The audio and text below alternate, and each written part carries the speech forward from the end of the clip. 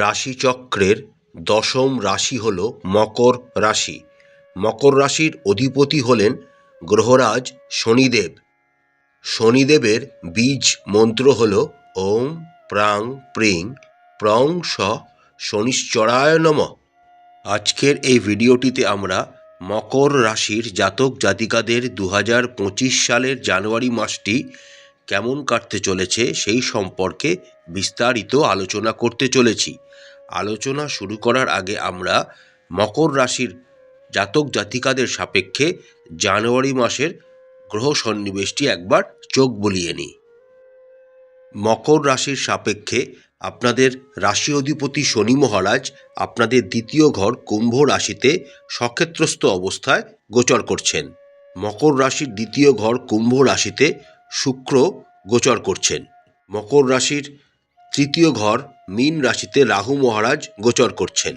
মকর রাশির পঞ্চম ঘর বৃষ রাশিতে দেবগুরু বৃহস্পতি বক্রী অবস্থায় গোচর করছেন।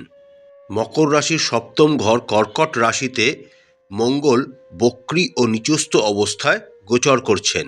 মকর রাশির সাপেক্ষে নবম ঘরে কন্যা রাশিতে কেতু মহারাজ গোচর করছেন।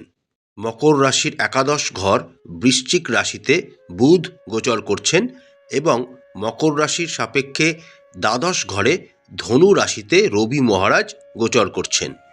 5ই জানুয়ারি থেকে বুধ ধনু রাশিতে গোচর শুরু করবেন। 15ই জানুয়ারি থেকে রবি ধনু রাশি ত্যাগ করবেন এবং আপনাদের নিজস্ব রাশি মকর রাশিতে গোচর শুরু করবেন। 22শে জানুয়ারি মঙ্গল বক্রী অবস্থায় মিথুন রাশিতে গোচর করবেন। 25শে জানুয়ারি বুধ মকর রাশিতে গোচর শুরু করবেন এবং 29শে জানুয়ারি শুক্র মীন রাশিতে উচ্চস্থ অবস্থায় গোচর শুরু করবেন। এবার আমরা দেখে নিই মকর রাশির জাতক জাতিকাদের 2025 সালের জানুয়ারি মাসটিতে কি ফলাফল নিয়ে আসতে চলেছে। কর্মজীবন। মকর রাশির কর্মজীবনের কথা বললে জানুয়ারি মাসটিতে মকর রাশির জাতক জাতিকাদের মধ্যম প্রকৃতির যেতে চলেছে। আপনাদের রাশি অধিপতি শনি মহারাজ আপনাদের দ্বিতীয় ঘরে কুম্ভ রাশিতে সক্ষেত্রস্থ অবস্থায় গোচর করছেন, অর্থাৎ আপনাদের সাড়ে সাতির একদম শেষ চরণ শেষ হতে আর মাত্র 2টি মাস বাকি আছে। যে সমস্ত মকর রাশির জাতক জাতিকারা তাদের বর্তমান চাকরিতে সন্তুষ্টি পাচ্ছেন না, তারা অনেকেই এই সময় চাকরি পরিবর্তন করার চেষ্টা করতে পারেন, কিন্তু আর 2টি মাস যদি আপনারা অপেক্ষা করতে পারেন তাহলে আরও ভালো অপরচুনিটি আপনাদের কর্মজীবনে আসতে চলেছে। আগামী জানুয়ারি মাসে মকর রাশির জাতক জাতিকারা কর্মক্ষেত্রে উচ্চ অগ্রগতির লক্ষ্য নিয়ে এগোতে থাকবেন, কিন্তু যেহেতু শনি মহারাজ আপনাদের দ্বিতীয় ঘরে গোচর করছেন তাই আপনাদের অগ্রগতিটা হবে ঠিকই, কিন্তু একটু ধীর গতিতে হবে।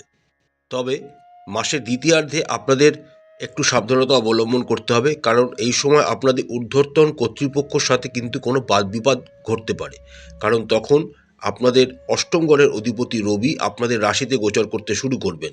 তাই এই সময়টা একটু সাবধানতা আপনাদের অবলম্বন করতে হবে।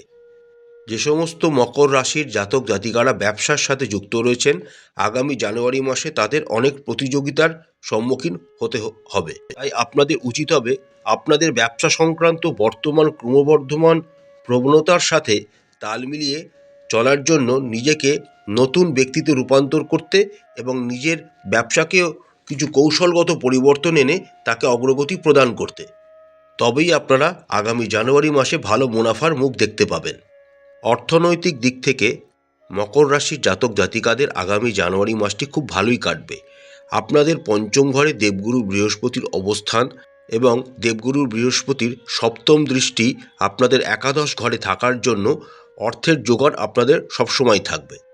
তবে একটি কথা মাথায় রাখবেন, যেহেতু দেবগুরু বৃহস্পতি মকর রাশির জাতক জাতিকাদের সাপেক্ষে দ্বাদশ ঘরের অধিপতি, তাই তিনি যখন পঞ্চম ঘরে গোচর করছেন তখন কিন্তু আপনারা ধর্মীয় কোনো কর্ম বা ধর্মীয় কোনো ট্রাস্টে কিছু পয়সা কিন্তু আপনারা দান করতে পারেন।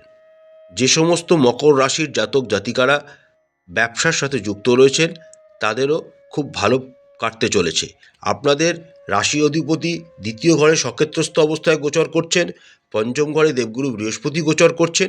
এর ফলে আপনাদের ব্যবসা ধীরে ধীরে বৃদ্ধি পাবে এবং আপনাদের মুনাফাও ধীরে ধীরে বৃদ্ধি পেতে থাকবে।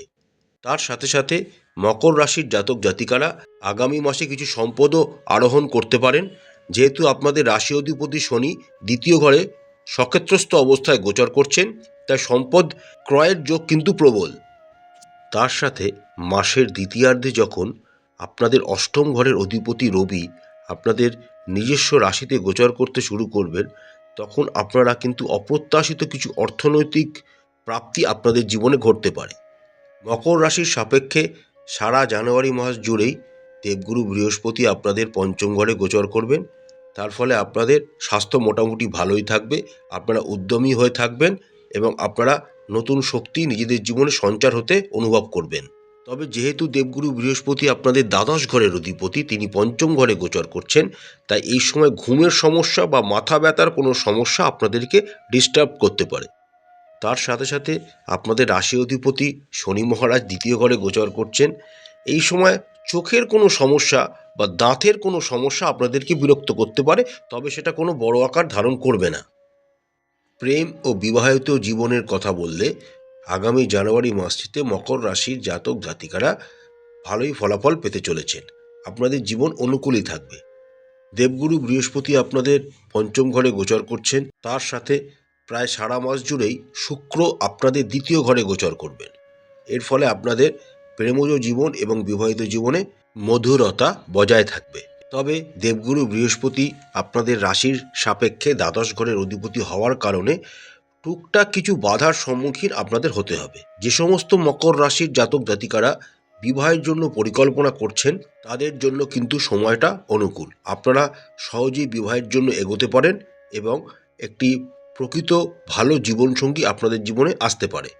তবে একটি কথা মাথায় রাখবেন, যেহেতু মকর রাশির অধিপতি শনি মহারাজ সারা জানুয়ারি মাস জুড়েই আপনাদের দ্বিতীয় ঘরে গোচর করবেন এবং সাড়ে সাতির একদম অন্তিম চরণে আপনারা এসে পৌঁছেছেন, তাই নিজেদের জীবনসঙ্গী বা প্রেমিক প্রেমিকার সাথে যোগাযোগটা কিন্তু সবসময় ভালোভাবে বজায় রাখবেন। না হলে কিন্তু কমিউনিকেশন গ্যাপের জন্য আপনাদের জীবনে কিছু ভালো মুহূর্ত আপনারা একে অপরের সাথে যেটা কাটাতে পারতেন সেটা মিস হয়ে যেতে পারে।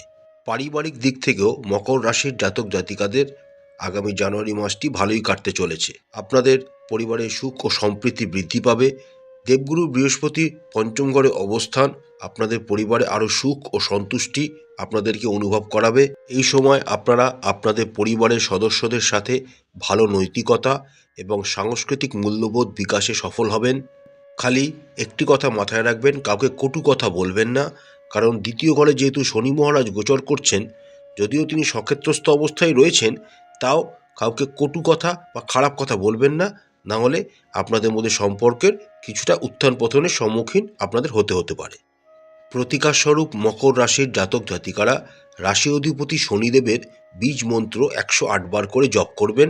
ওম নমঃ শিবায় মন্ত্রটি 108 বার করে জপ করবেন এবং রুদ্রাভিষেক করবেন এবং শনিবার দিন কোনো গরিব দরিদ্র ভিক্ষুকদের কিছু আহার করাবেন এবং নিজের আর্থিক সামর্থ্য মতো আপনারা বৃদ্ধাশ্রম বা হসপিটাল বা কোনো নার্সিংহোমে কিছু অর্থ দান করবেন।